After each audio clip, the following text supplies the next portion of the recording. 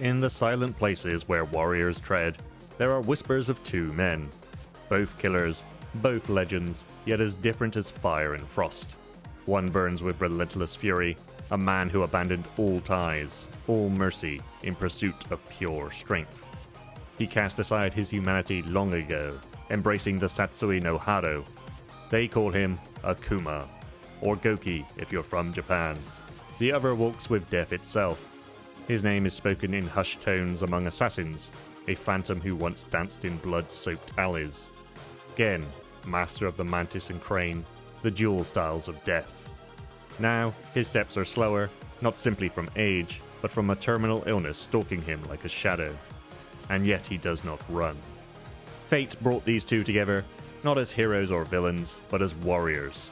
For them, the battlefield is not a place of victory or vengeance, it's where truths are bared, where strength is measured not just in power, but in conviction. Their battle wasn't about good versus evil, it was about the meaning of life when death is certain, and the cost of choosing power over peace.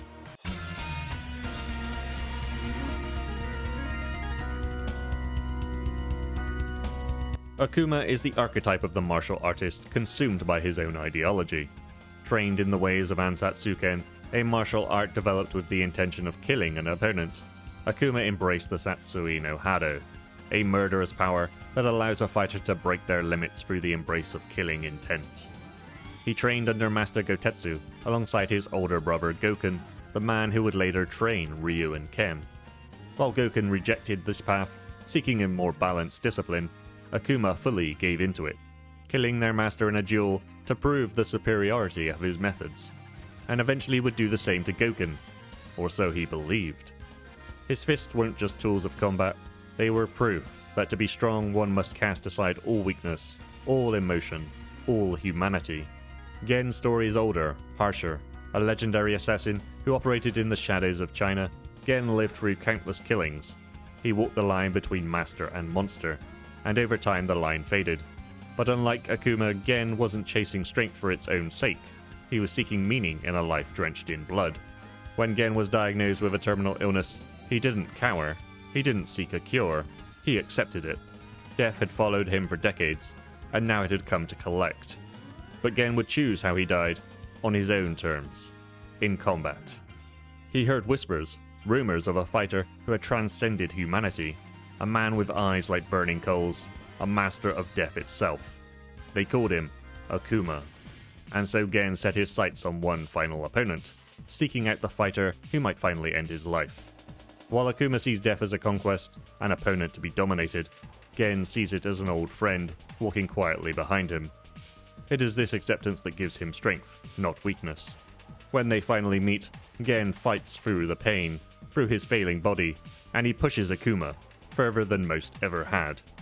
In the end, he did what so few could claim, he bested the demon. Akuma, beaten but unbowed, demanded death, a final blow, an end worthy of warriors. But Gen refused. In Akuma he saw not just a foe, but a future rematch. A rematch where he might finally find peace.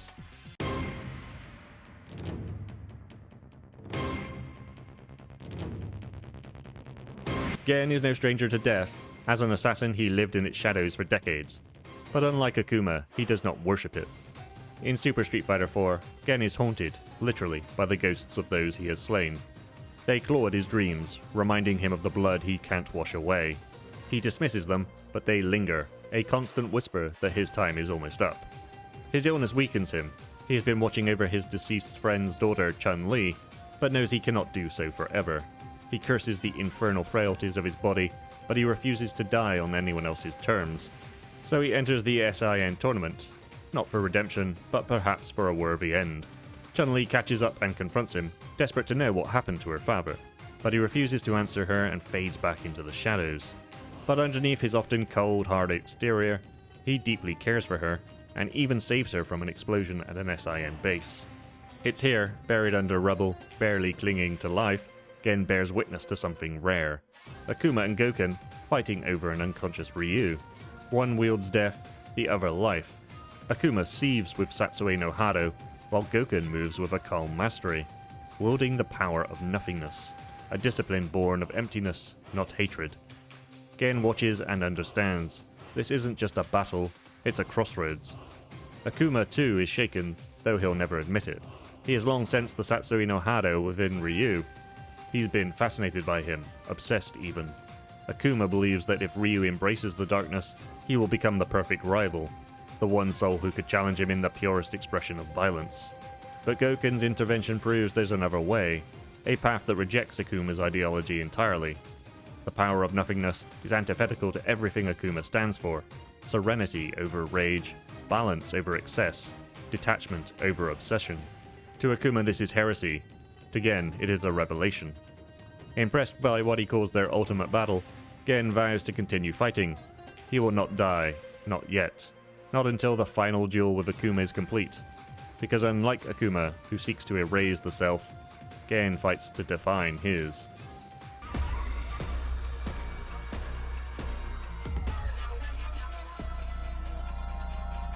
Gen and Akuma never find true closure.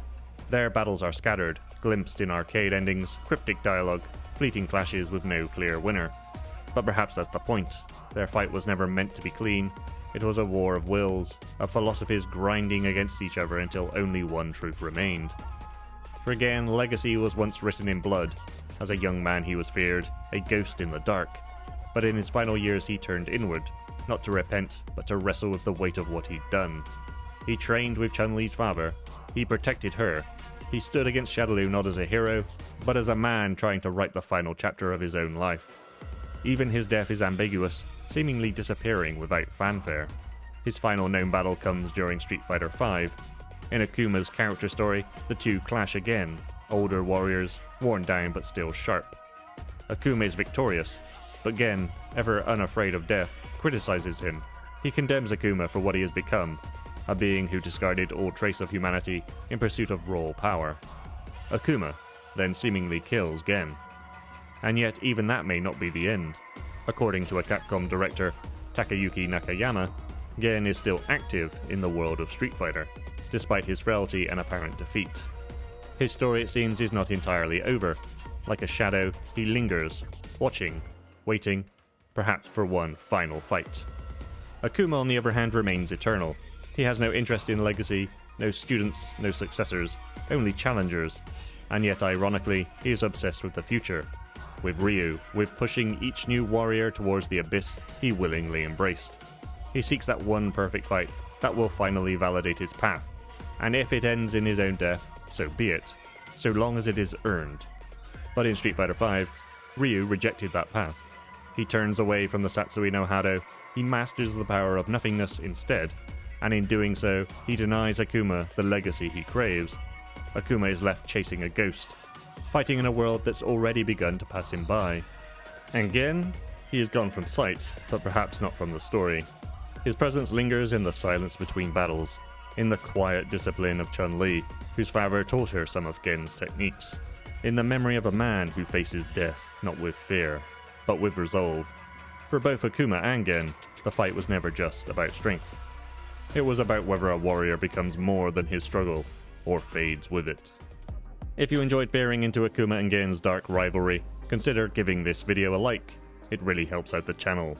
And if you want more character lore, fighting game and beat 'em up retrospectives, and stories behind the fists, don't forget to subscribe and hit the bell so you don't miss what's next.